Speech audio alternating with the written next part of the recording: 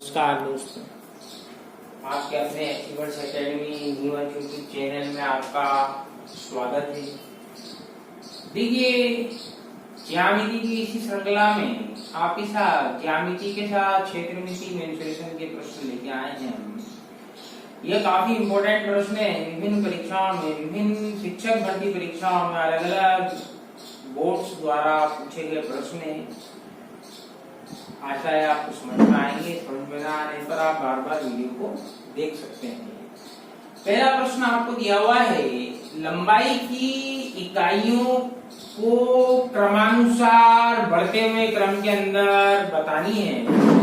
तो आपको जो मेजरमेंट वाली यूनिट, मेजरमेंट वाले वीडियो में आपको बताया था कि भाई ये पहला वाला प्रश्न क्या कह रहा है। पहला वाला प्रश्न, लंबाई की इकाइयों को क्रमानुसार छोटे से बड़े क्रम की ओर लिखिए।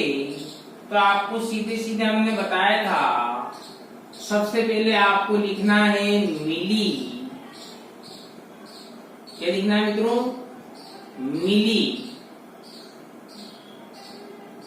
मिली के बाद लिखना है आपको सेंटी। सेंटी के बाद लिखना है आपको डेसी।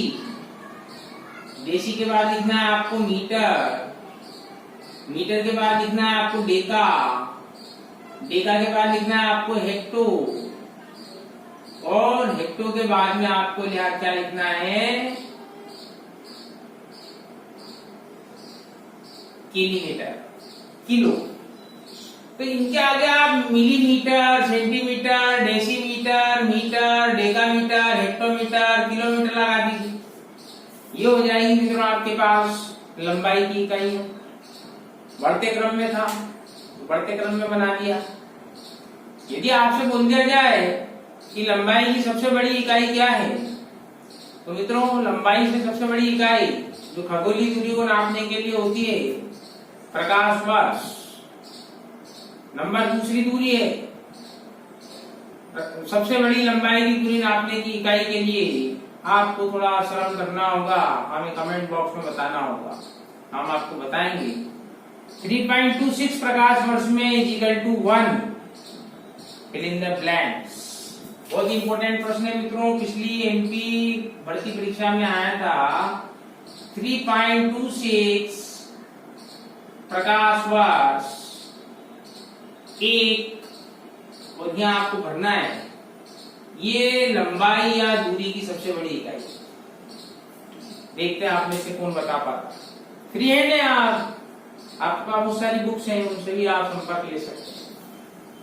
लेकिन इससे ये जरूर होगा कि आप एक चीज देखेंगे तो 4-5 चीज देखने पर आपको वह याद हो जाएगा। नंबर दूसरा वाला प्रश्न दिया है मित्रों आपको, 1 वर्ग मीटर में क्वेश्चन मार्क वर्ग सेंटीमीटर होंगे।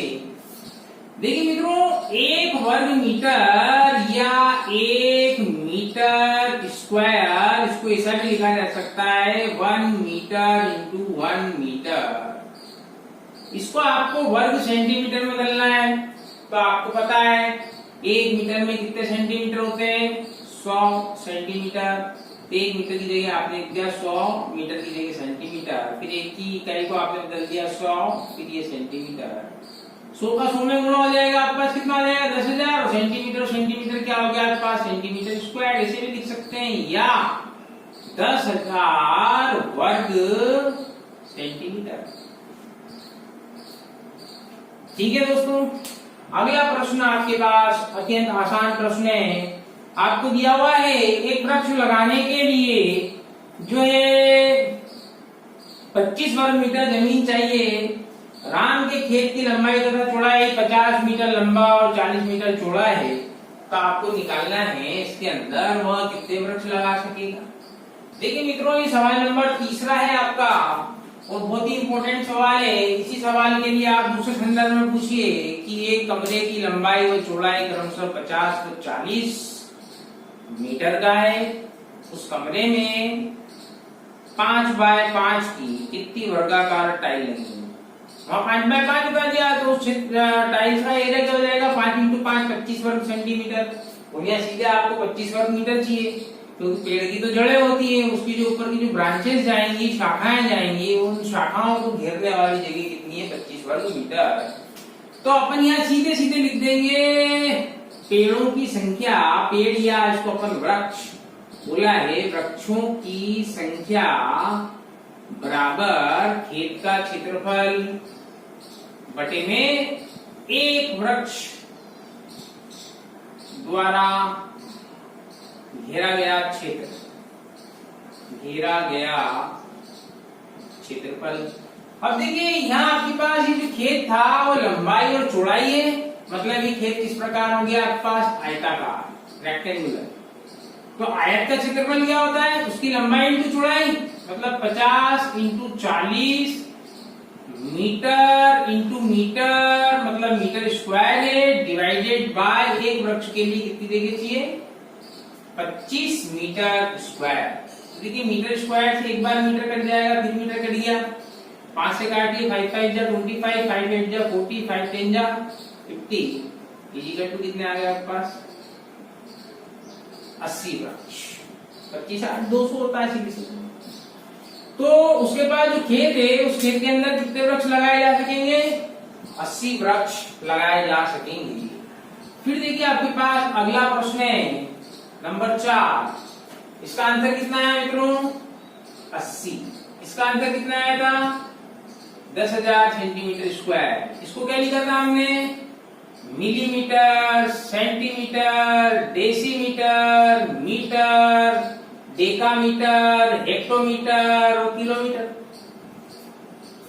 Okay, orally all question are orally in the teacher sheet. Eligibility test of work classification number 3 is very easy in the side of maths. Whenever in all subjects, it's a very easy examination, because examination go ask only surface questions, not in the deepest. Okay, now here एक आयत का क्षेत्रफल 500 वर्ग centimetre है। यदि आयत की लंबाई 25 सेंटीमीटर हो तो आयत का परिमाप क्या है? तो देखिए आप, आयत का क्षेत्रफल क्या होता है? Area of rectangle. आयत का क्षेत्रफल बराबर लेंथ इंटू ब्रेथ। यहाँ आपको length into breadth equal to दिया हुआ है 500 centimetre square. Whenever he asked here perimeter of, इसको पीएमटीआर लिख देते हैं, रेक्टेंगल, ये कितना होता है? 2 इंटू लेंथ प्लस ब्रेथ। मतलब आपको उसका परिमाप निकालना है, 2 इंटू लेंथ प्लस ब्रेथ निकालना है दोस्तों। तो यहाँ आपको लंबाई और चौड़ाई की आवश्यकता होगी। इसमें इन्होंने यहाँ पर अपने को इसकी लंबाई दे रखी है, तो हमको क्या चाहिए? चौड़ाई चाहिए। तो यहाँ आप एम्प्लाइज लेंथ की जगह रख दीजिए कितनी है? 25 सेंटीमीटर इंटू ब्रेथ बराबर 500 सेंटीमीटर स्क्वायर। 25 क्या थी?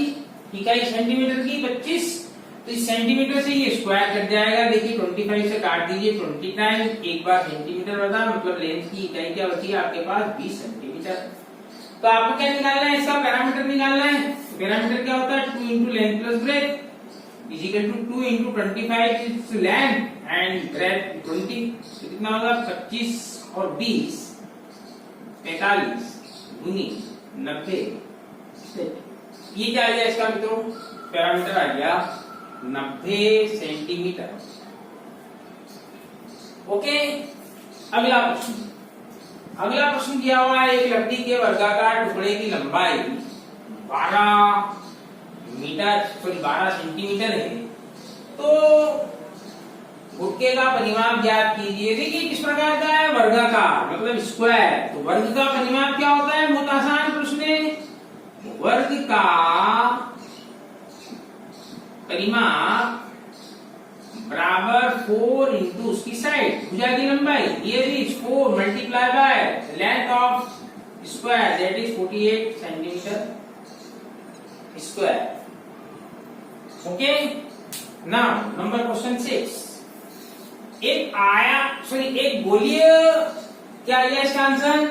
48 centimetre square, sorry 48 centimetre only, parameter unit only है। एक गोले का पृष्ठीय क्षेत्रफल व आयतन समान है, तो उसकी त्रिज्या क्या थी? देखिए गोला क्या होता है? जैसे आपके पास गेंद है या कोई आप फ्रूट्स लेते हैं, एप्पल है, नाशपाती है, तरबूज है, ऑल आर स्फीयर्स। तो गोले का पृष्ठीय क्षेत्रफल कितना होता है? There are 4 surface in sphere 4 pi r square equal to, उसका आयतन कितना होता है? 4/3 पाई आर क्यूब। इस प्रश्न के अनुसार आपको यूनिट जनरेट करनी है, because unit of area square unit whenever unit of cube is cubical unit. तो यहाँ आपको खाली उसकी न्यूमेरिकल वैल्यू की बात कर रहा है, बराबर है यहाँ पर। तो अपन ने इसका होल मतलब surface whole surface area is equal to their volume. तो पाई से ये पाई काट दीजिए, 4 से ये 4 काट दीजिए मित्रों, आर स्क्वायर से आर क्यूब कट जाएगा। तो 1 is equal to r/3 implies r is equal to कितना आ जाएगा? 3 इकाई। क्या आ जाएगा? 3 इकाई। तो देखिए मित्रों, इसके अंदर ये गोले के अंदर बना एक प्रश्न क्यूब के अंदर बनता है, क्योंकि गोले में क्या होता है? वो गोला होता है और उसकी रेडियस होती है। देखिए ये आपके पास जो है गोले के जैसा ही एक प्रश्न घन में है, ये भी काफी इंपॉर्टेंट प्रश्न है दोस्तों, क्योंकि एक घन का आयतन उसके संपूर्ण पृष्ठीय क्षेत्रफल के बराबर है। तो नंबर 1 सवाल उसकी भुजा की लंबाई ज्ञात कीजिए और नंबर 2 सवाल उसकी प्रत्येक पृष्ठ का क्षेत्रफल ज्ञात कीजिए। जैसा यहाँ था आपके पास गोले के अंदर 4 pi r square equal to 4/3 pi r cube, ऐसे ही घन का आयतन क्या होता है दोस्तों? उसकी साइड का क्यूब इक्वल टू उसका संपूर्ण पृष्ठीय क्षेत्रफल कितना होता है? 6 पृष्ठ होती है, 6a स्क्वायर। तो ये a स्क्वायर से क्यूब काट दीजिए तो a बराबर कितना आ गया? 6 सेंटीमीटर। तो उसकी प्रत्येक भुजा की लंबाई कितनी होगी मित्रों? 6 सेंटीमीटर होगी। अब आपका दूसरा वाला प्रश्न क्या बोला है इसने? उसकी प्रत्येक पृष्ठ का क्षेत्रफल ज्ञात कीजिए, क्योंकि घन होता है आपका, घन के अंदर भी क्या होती है? सारी की सारी लंबाई थोड़ा ऊंचाई आपस में बराबर होती है। तो length of all surface is equal to कितना हो जाएगा आपका? 6। तो उसका एरिया क्या हो जाएगा? a square is equal to 6 का स्क्वायर 36। देखिए यहाँ यूनिट कुछ भी नहीं दिए, इसलिए आप इसको सेंटीमीटर की जगह क्या लिखेंगे आप? यहाँ यूनिट, और क्योंकि एरिया आया इसके लिए क्या हो जाएगा? Square unit. ओके, तो आशा है आपको समझ में आया होगा। देखिए आपको ये समझ में आ रहा है, आप निरंतर वीडियो देखते रहिए, सब्सक्राइब कीजिए, लाइक कीजिए और अपने समस्त मित्रों में फैलाएं। देखिए उत्तर प्रदेश और बिहार और पश्चिम बंगाल की एक बात बहुत बढ़िया है, जहाँ पर जो भी उनको अच्छा लगता है पढ़ने लिखने वाली चीज, तो उसको तुरंत प्रभाव से उसको स्कैटर कर देते हैं, बिखेर देते हैं। और वो आपके पास जितने भी चैनल चल रहे हैं वो सारे के सारे उनके ही चल रहे हैं। क्यों? क्योंकि वो पढ़ते हैं और ध्यान लगाते हैं और हर चीज को शेयर करते हैं। इसलिए आप भी इस चीज को सीखें, हमारे इस क्षेत्र को भी ऊपर उठाएं। ओके, अगला सवाल नंबर 8वां। एक समद्विबाहु त्रिभुज का आधार 10 सेंटीमीटर तथा बराबर भुजाओं की लंबाई कितनी है? 13 सेंटीमीटर। तो उसका क्षेत्रफल ज्ञात कीजिए। देखिए समद्विबाहु त्रिभुज क्या होता है? ये आपके पास इसकी 2 साइड क्या होती है? आपस में बराबर, ये इसका आधार होता है। तो बराबर भुजाओं की लंबाई दी है इसमें दोस्तों 13, और इसका आधार दिया है कितने का? 10 सेंटीमीटर का। देखिए समद्विबाहु त्रिभुज का क्षेत्रफल होता है 1/2 आधार इंटू ऊंचाई। यहाँ आधार तो है लेकिन ऊंचाई नहीं है, लेकिन ऊंचाई निकालने के लिए आपको आधार के सामने लंब डालना पड़ेगा, तो आपका सवाल क्या हो जाएगा? बहुत बड़ा हो जाएगा। तो इसके लिए हमने डायरेक्ट स्मार्ट अप्रोच ना, आपको उसकी ऊंचाई निकालनी है, जो दिया हुआ है उसी से काम चलाना है। तो जो बराबर साइड होती है किसी भी फिगर में, उसको स्मॉल a से इंडिकेट किया जाता है। तो ये हो गया आपके पास स्मॉल a इक्वल टू कितना? 13 हो गई। अब आपके पास देखिए इसको कह देंगे अपन b। तो यहाँ area of isosceles triangle is equal to b/4 square root में 4 into b square minus second side a square. ठीक है मित्रों, सीधे सीधे आपके पास इसका आंसर आ जाने वाला है b/4। मतलब आपके पास b क्या है यहाँ पर? b इज इक्वल टू आपके पास है ये 10/4 इंटू स्क्वायर रूट में 4 इंटू आपके पास b का स्क्वायर, सॉरी गलत लिख दिया मैंने, 4 into a square minus b square. तो a बराबर कितनी है आपके पास मित्रों?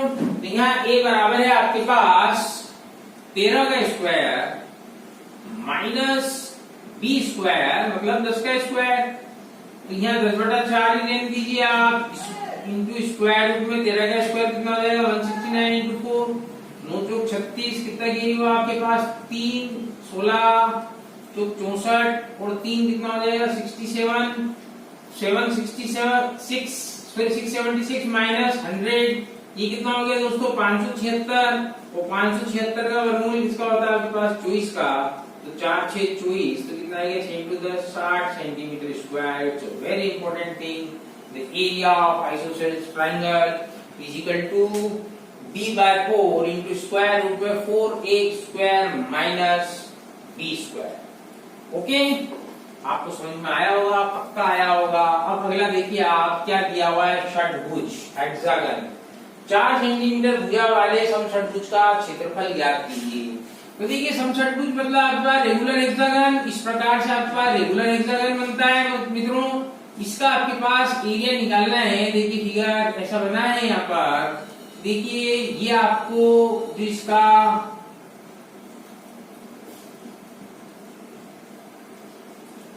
इस प्रकार से बनेगा, और इसके अंदर आपके पास 1 2 3 4 5 6 इक्विलेटरल ट्रायंगल होंगे। In any regular hexagon there are 6 equilateral triangle and area of equilateral triangle root 3/4 into a square imply area of regular hexagon 6 into root 3/4 into a square। तो 6 into root 3/4 a की जगह कितना आपके पास 4 centimetre का square, 4 into 4 4 से 4 काट दीजिए, 6 चौक 24 root 3 centimetre square क्या हो गया, इसका एरिया हो गया।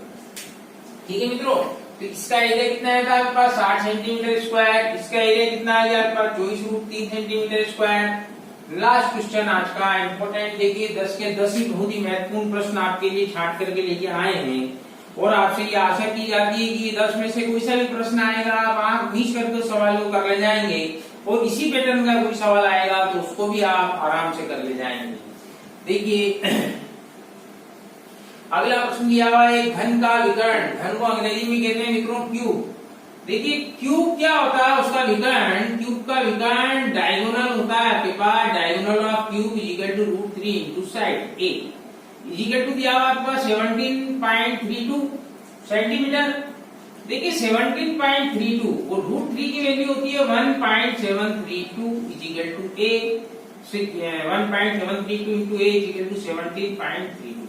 आपको निकालना क्या है मित्रों, उसका आयतन, और घन का आयतन वॉल्यूम इज इक्वल टू क्या होता है, क्यूब। ओके, ये पॉइंट उड़ाइए आप, नीचे 3 जीरो लगा दीजिए, ये पॉइंट उड़ाइए, नीचे 2 जीरो लगा दीजिए, 2 जीरो से 2 जीरो काट दीजिए, 1732 से 1732 बच जाएगा, ए इज इक्वल टू कितना आ गया 10। तो आपको क्या निकालना है, इसका वॉल्यूम क्या होता है आपके पास, ए क्यूब इज इक्वल टू 10 का क्यूब कितना हो जाएगा 1000 सेंटीमीटर क्यूब, ये आ गया आपके पास इसका वॉल्यूम। इसका आयतन कितना आएगा 1000 सेंटीमीटर क्यूब। ओके, आपको समझ में आया होगा। निरंतर देखते रहिए और अपनी सफलता को सुनिश्चित कीजिए। Achiever Academy Neemuch YouTube channel subscribe, like and share. Thank you my dears.